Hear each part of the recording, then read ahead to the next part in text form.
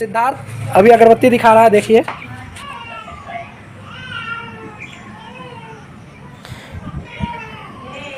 तो सिद्धार्थ पूजा भी कर लिया है, नहा लिया है, पूजा भी कर लिया है, और हम सब अभी जाएंगे सिद्धार्थ को घुमाने विद्यापति धाम।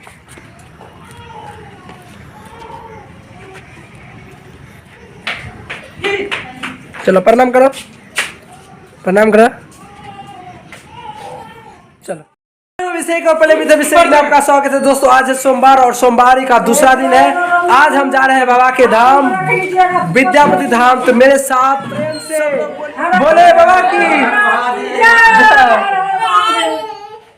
बड़ी खुशी की बात है, आज सावन का महीना का शुभ सोमवारी का दिन माना जाता है। खास करके सोमवारी के दिन जब सावन का महीना आता है तो यहाँ के पेड़ पौधे पक्षियाँ भी हर एक रूप में देखने लगते हैं और मुस्कुराने लगती है पक्षी।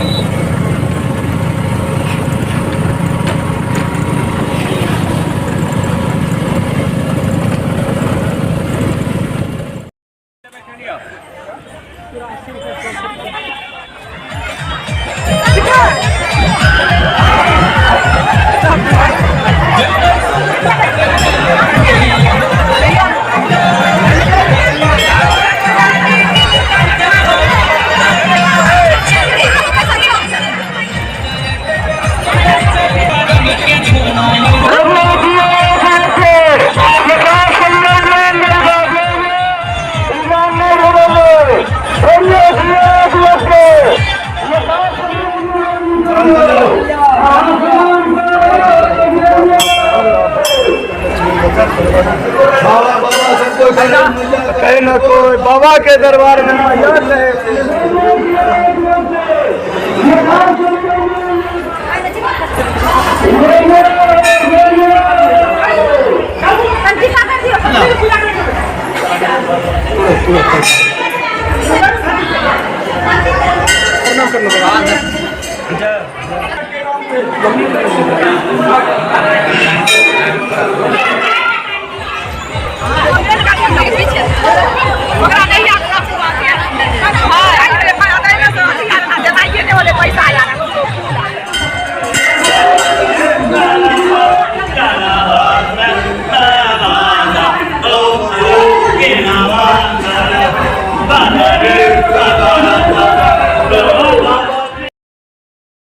दोस्तों अब मैं विद्यापति धाम पहुंच चुका हूं और ये गेट आपको जो सामने दिख रहा है यही इसका मेन एंट्रेंस है। यहां से आप एंट्री करेंगे और विद्यापति धाम में जाके भगवान शिव का दर्शन करेंगे।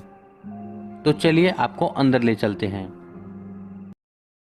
विद्यापति धाम बिहार राज्य के समस्तीपुर जिला के दलसिंहसराय से लगभग 15 किलोमीटर दूरी पे स्थित है।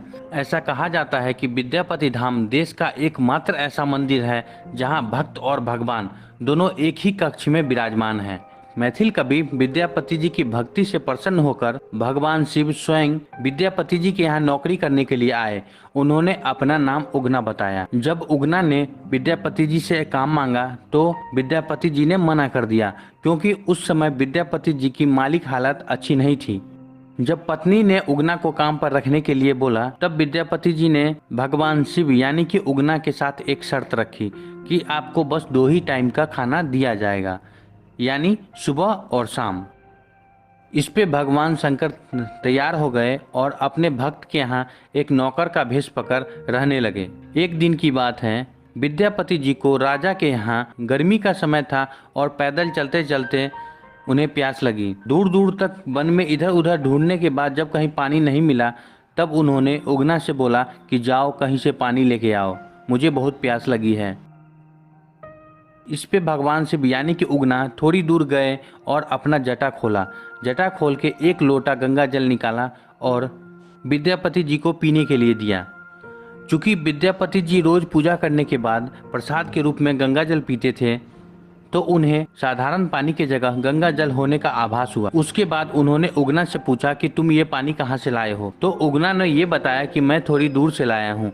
जब उन्होंने आसपास देखा तो कहीं भी पानी का कोई भी स्रोत नजर नहीं आ रहा था। तब वो समझ गए कि ये कोई साधारण बालक नहीं, ये हो सकता है ये स्वयं भगवान शंकर हों। विद्यापति जी के काफी कहने के बाद भी जब उगना ने सच्चाई नहीं बताई तो उन्होंने उगना का पैर पकड़ लिया और उनसे ये जिद किया कि जब तक सच्चाई नहीं बताओगे हम आगे नहीं जाएंगे। एक भक्त की भक्ति से विवश हो भगवान शिव स्वयं प्रकट हुए और उन्होंने बताया कि मैं उगना के रूप में स्वयं भगवान शिव हूँ। लेकिन भगवान शिव ने यहाँ एक शर्त रखी कि जब हम दोनों की बातें किसी तीसरे लोगों को पता चलेगी उसी समय मैं आपको छोड़ यहाँ से विलुप्त हो जाऊंगा। तब विद्यापति जी ने उनकी यह बात मान ली और वो घर आ गए। कुछ दिनों बाद की बात है। एक दिन विद्यापति जी की पत्नी उगना के ऊपर किसी बात को लेकर गुस्सा हुई और उन्हें चूल्हे की जलती हुई लकड़ी ले मारने लगी। उसी समय विद्यापति जी घर आ गए। यह देख उनसे रहा नहीं गया और उन्होंने अपनी पत्नी से बोला, आप ये क्या कर रही हैं? अब जानती हैं ये उगना मनुष्य नहीं भगवान शिव हैं। इतना कहते ही भगवान शिव गायब हो गए। उगना के गायब होने के बाद विद्यापति जी उन्हें ढूंढने लगे और ढूंढते ढूंढते ऐसा कहा जाता है कि उनकी हालत पागलों जैसी हो गई थी। अपने भक्त की यह हालत देख भगवान शिव को रहा नहीं गया। फिर उन्होंने उन्हें दर्शन दिया और उनसे यह बोला कि अब मैं आपके साथ नहीं रह सकता, लेकिन मैं आपको एक शिवलिंग देता हूँ, ये आपके साथ हमारे रूप में हर समय रहेगा। उसी शिवलिंग की पूजा आज भी विद्यापति धाम में की जाती है।